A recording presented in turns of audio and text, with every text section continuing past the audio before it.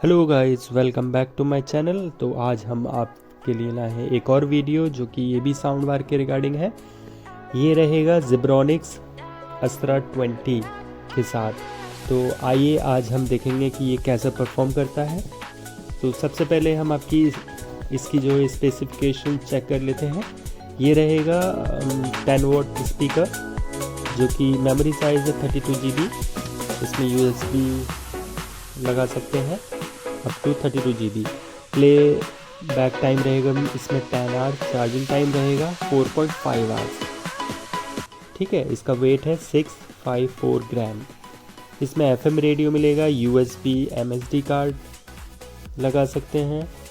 Media volume controller तो already मिलते ही है सारे में। कॉल फंक्शन का फैसिलिटी है जो कि उसमें नहीं है पोर्ट्रोनिक्स वाले में, उसके साथ हम कंपैरिजन कर लेते हैं। और इसमें ऑक्स केबल उसमें भी है और इसमें भी है।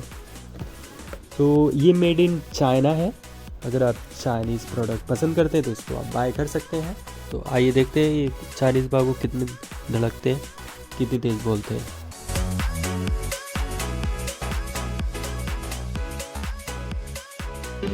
Thankful for that, such a blessing, yeah. Turn every situation into heaven, yeah. दिखाता ज़िब्रोनिक्स अस्त्रा 20 का साउंड बार था, ठीक ही ठाक था, इतना बेस हाई नहीं था। आइए अब सुनते हैं